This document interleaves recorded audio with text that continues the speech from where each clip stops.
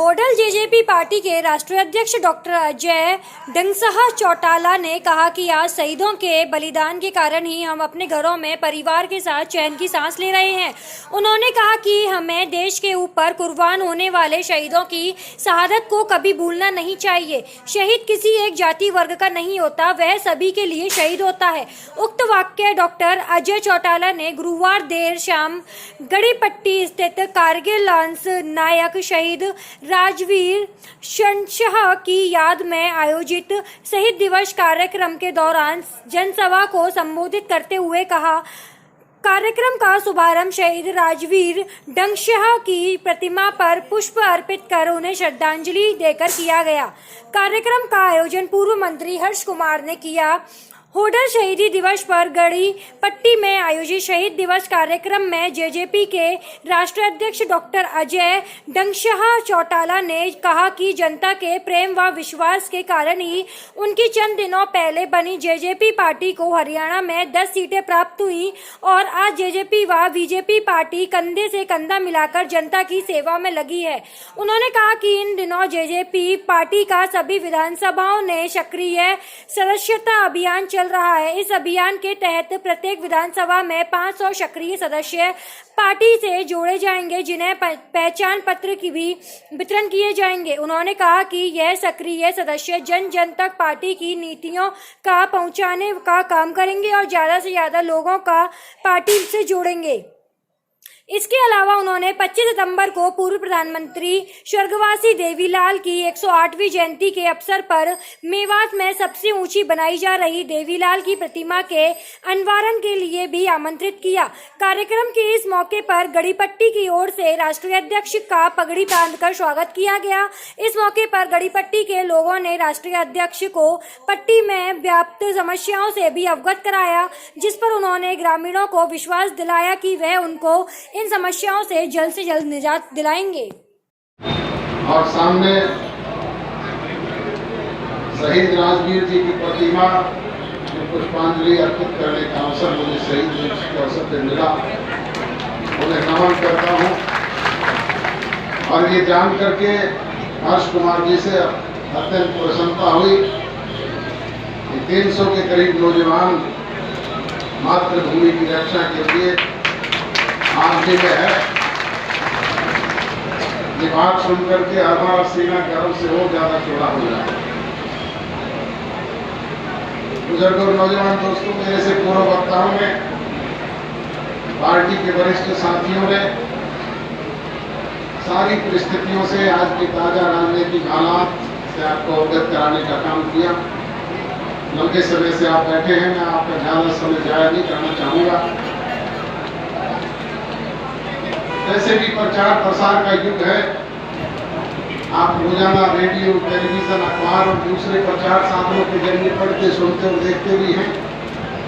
और उनसे भी तेज चलने वाली चीज ये सोशल मीडिया, आजकल मोबाइल फोन सबके हाथ में है, जिसके जरिए पल पल की सारी जानकारी हमसे भी पहले आप लोगों तक पहुंचती है।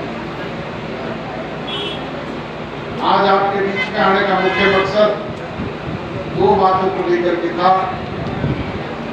लंबे अंतराल के बाद आप लोगों से रूबरू होने का अवसर मिला हुआ। उसके बाद कोई सीधे रूप से आपके बीच में बैठ करके कार्यकर्ता सम्मेलन में कोई मुलाकात नहीं हो पाई। मैं इस सम्मेलन में आप सब लोगों का स्वागत करता हूं, अभिनंदन करता हूं, अभिवादन करता हूं।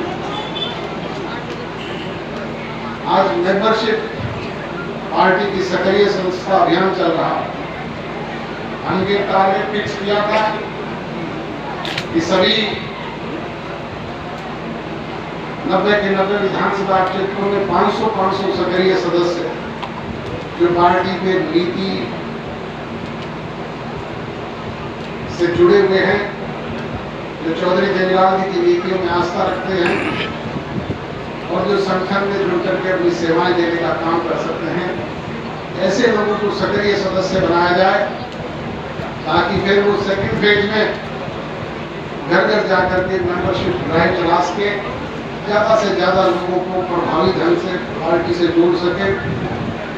इन 500 सक्रिय सदस्यों को पार्टी बाकायदा आइडेंटिटी कार्ड मुहैया करवाएगी, जिसके जरिए वो आप लोगों के और प्रशासन के बीच में, सरकार के बीच में कड़ी का काम कर सके, आपकी समस्याओं का निदान करवाने में वो आपके सहयोगी साबित हो सके। अब मुझे जान करके प्रसन्नता हुई, दिनेश जी ने भी बताया, चौधरी हर्ष कुमार जी ने भी बताया कि वो मेंबरशिप ड्राइव आपने पूरी कर ली है और कल विधिवत रूप से पार्टी कार्यालय में जमा करवा दी है। इसके लिए भी आप बधाई के पात्र हैं।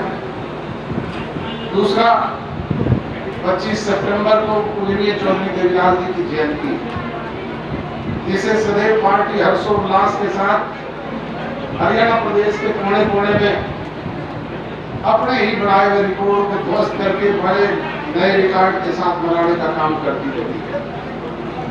परंतु पिछले 2 वर्ष से वो आयोजन भी नहीं हो पाया। पिछले साल हमने भिवाड़ी में रखने का निर्णय किया था, परंतु उस वक्त कोरोना पीक पर था, जिसकी वजह से हमें जाकर के मौके पर उसे स्थगित करना पड़ा। और अब इस बार भी कोरोना अभी खत्म नहीं हुआ है।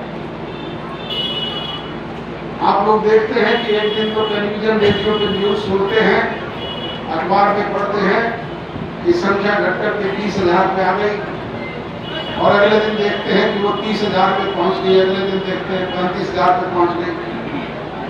तो ये उतार चढ़ाव चल रहा है।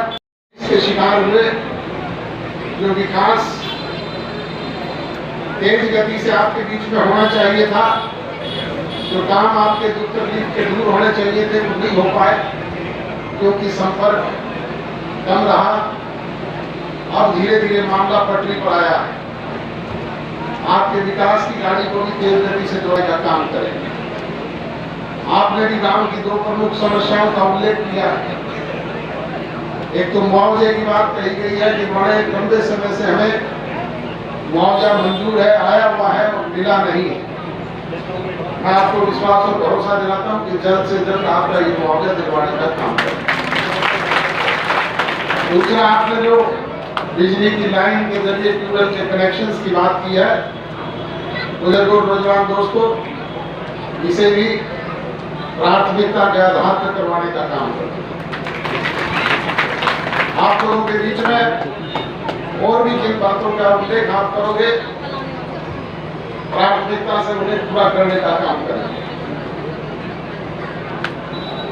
इस कोरोना के साथ साथ जैसा चौधरी हर्ष कुमार जी ने बताया कि किसान आंदोलन भी चल रहा है, इसके भी शिकार हम लोग हुए।